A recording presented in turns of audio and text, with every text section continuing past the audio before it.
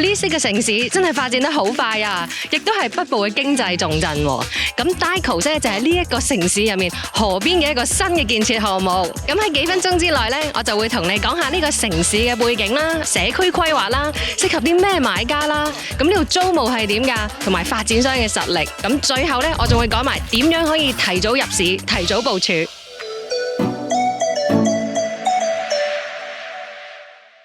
咁點解我哋要揀 Leeds 呢？ Leeds 係 Yorkshire 郡裏面最大嘅城市。咁呢個都會區咧，總共有140萬人口啦，亦都係英國倫敦以外增長最快嘅城市之一。咁呢度咧係北部一個非常之重要嘅經濟重鎮。呢度嘅 GDP 咧係英國排名係第4噶，只係僅次於倫敦啦、伯明翰啦同埋曼徹斯特，更加咧係被譽為咧最適宜居住嘅10大城市之一。咁呢個城市啦，經濟穩定，而且發展好多元嘅。呢個城市嘅動力咧有嚟自金融啦、法律啦、科技啦、醫療啦、媒體啦，咁連一啲大公司例如 PwC 啊、KPMG 啊、EY 啊、Channel 4咧都喺呢度紮根嘅。咁買家咧就非常之有信心啦。而家我企緊嘅位置咧就喺 Wellington Place， 咁 PwC 咧其實就喺嗰邊，EY 咧就喺嗰邊嘅啫。咁你見到咧而家係 lunch time 啦，好多都係 office 放工落嚟食 lunch 嘅人喺度嘅。咁科技產業發展咧都非常之成熟，呢度每年咧都會舉辦 Leeds Digital Festival。咁對於買家嚟講咧，呢個城市嘅基礎發展得非常之紮實，同埋好成熟，加埋重建嘅力量咧，絕對係一個非常之好嘅長線投資。咁住喺 Leeds 係非常之方便嘅，生活日常咧都非常之便利，衣食住行咧都一應俱全。咁如果你中意行街啦，呢度有 Trinity Leeds 啦，我而家就喺 Trinity Leeds 入面啦。咁呢度大概總共有120間鋪頭嘅。咁如果你想買其他嘢例如係 LV 啊，或者行下 Harvey Nichols 咧，你就可以去隔籬嘅 Victoria Quarters。咁如果講到食嘢方面啦，更加係應有盡有啊！呢度除咗有小店啦、餐廳啦、cafe 啦，亦都有全歐洲最大嘅 Covered Wet Market。咁呢個 Kirkgate Market 咧，總共有800個鋪頭噶，入面咧仲有個熟食中心，一星期咧開足6日，由朝頭早8點半咧開到下晝5點半。咁你想食咩都得啦。咁中意文藝嘅朋友咧，又可以去劇院啦，去下美術館啦，亦都係睇電影節啦，同埋可以睇演唱會添。咁最重要嘅咧就係 Green Space 啦。咁附近咧有好多公園嘅，呢個城市咧總共有65個公園啊，尤其係 Roundhay Park 啦，呢度係最出名噶啦。得閒咧就可以去散下步啦，跑下步啊，放下狗啊，咁呼吸下新鮮空氣，得閒放空一下咧，個人都精神啲噶。咁不得不提嘅咧就係呢一個項目嘅位置啊，佢嘅位置咧行到去火車站啦、購物中心啦、商業區啦，仲可以行到去大學添，而且樓下就已經有個巴士站啦，咁可以去到唔同嘅地方啦，絕對係四通八達。咁我哋跟住講下 Leeds 點解會有咁大嘅租務需求啊？咁第一咧就係呢度一個大學嘅城市嚟嘅，每年咧都有6萬嘅學生噶，咁其中咧有14000個咧都係國際留學生啊。咁主要嘅大學咧有 University of Leeds 啦、Leeds Beckett 啦、Leeds Trinity 啦，同埋 Leeds Art University 啦，仲有 University of Law Leeds 添。咁例如 University of Leeds 啊，更加係全球8大嘅名校嚟嘅。其實好多名人咧都喺度讀過書噶。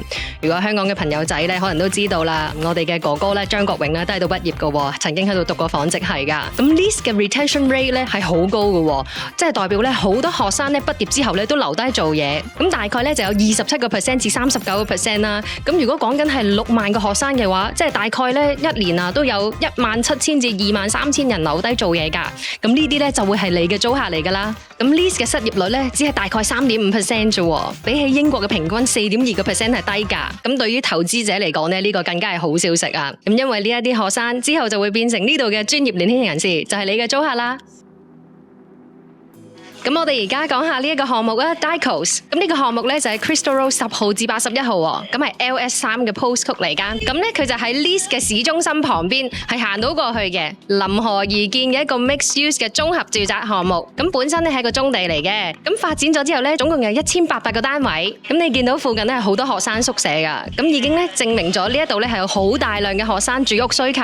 咁呢一個項目咧將會以一個社區咁去打造嘅。咁除咗有住宅之外啦，仲有河畔嘅公園啦，仲有一個新嘅 food hall 啦，好似倫敦嘅 Box Park 咁樣噶。咁仲有咖啡室啦、休閒嘅空間啦。咁沿河咧仲會係一條河畔嘅走廊嘅，咁喺嗰度跑步咧一定非常之舒服啊。咁同埋呢度嘅路嘅規劃咧都會係行人同埋單車 friendly 噶。咁成個計劃咧總共有2期，會係打造一個社區嘅概念咁去起嘅。咁除咗有私樓之外啦，仲會有 build to rent 啦，有學生宿舍啦，亦都有 share ownership。咁 affordable 咧大概會佔3成半左右啦。第1期咧會有806 6個單位，咁咧預計嘅收樓日期咧大概係2027年嘅 Q4，咁第二期咧就大概有1047個單位，咁預計咧就2026年第一季同第二季咧就開始動工，咁成個項目咧總共有11個英畝，1800個單位，預計喺2031年咧就會完成噶啦。咁嚟緊推出嘅呢一期咧非常之吸引啊！總共咧有16層樓高啦，196個單位，成座都係 private 嘅，仲要喺河邊添啊！而且向河嘅咧仲係向南嘅添。咁有1房啦、2房、3房。咁設施方面咧呢度有禮賓部啦，亦都有 courtyard garden。咁呢個項目究竟適合邊一啲人去買呢？第一當然係家長啦，因為呢度行路就已經可以去到學校噶咯，仲好近火車站，樓下亦都有巴士站，咁返學就最方便啦。第二咧就係投資者啦。因為呢度咧正正就喺市中心嘅隔離，加上呢度嘅租務需求非常之強勁，又有大學生啦，又有年輕嘅專業人士啦，絕對係一個非常之穩陣嘅中長線投資啊！咁第三呢，就一定係 first time buyer 啦，自己買嚟用係一定非常之好啊！而家仲係低水喎，咁同埋咧 Leeds 亦都係被譽為10大宜居嘅城市之一。咁呢度嘅樓價咧比曼城啊、Birmingham 啊嗰啲都低，咁即係代表咧你可以擁有同樣嘅生活水準，但係付出嘅金錢咧就比較少。咁單位咧會係分階段推出嘅，而家仲未出價單㗎。咁最好咧，我哋就趁呢個時候咧去做好功課，研究下究竟自己中意咩樓層同埋景觀。咁我哋而家講下租務啦。呢個項目附近咧有好多學生宿舍喎，咁就證明咗咧呢度好強大嘅學生租務需求。咁同埋咧附近亦都好多做金融啊、科技啊或者係 healthcare 嘅年輕專業人士喺度住㗎。咁你會問啦，點解會有咁多嘅年輕專業人士同埋學生喺度住呢？因為佢正正就黐住個市中心，亦都可以行到去到火車站。咁即係代表要行到去商業區啦、購物中心啦，亦都行到去大學添。樓下仲有個巴士站，所以咧 location 真係勝過一切啊！咁實際嘅租金回報究竟係點呢？咁每個單位咧都會有啲唔同嘅，會有好多唔同嘅因素影響。如果你想知嘅話咧，你就即刻 send message 俾我，我就會將個 comparable 咧 send 俾你噶啦。咁我哋講下大家最關心嘅價錢啊！咁究竟佢係點定價嘅呢？咁定價有好多唔同嘅因素可以影響嘅，例如係房型啦、面積啦、樓層啦、座向啦。有冇露台啦，同埋入面嘅 layout 係點？咁當然啦 ，Leeds 嘅樓價咧係一定比倫敦低嘅，而且咧呢度係英國10大宜居城市之一，所以性價比咧非常之高啊！我會覺得係非常 good value 噶，你可以用更低嘅價錢買到差唔多同一樣嘅享受。咁喺未出價單之前呢，我哋就可以善用而家嘅時間，快人一步，我同你一齊做功課，去了解下咧唔同嘅樓層啦、座向啊等等。咁我哋咧就揀好一個你心水嘅單位，咁到一出價單咧，你就可以 action 啦。咁你記得聯絡我，我就會同你一齊做功課。咁 Dicos 咧係 Latimer 打造嘅，咁你會問啦，咁呢個發展商究竟係邊個嚟噶？信唔信得過噶？咁 Latimer 咧就係 Clarion Housing Group 旗下嘅公司嚟嘅，咁 Clarion Housing Group 又係咩公司嚟嘅咧？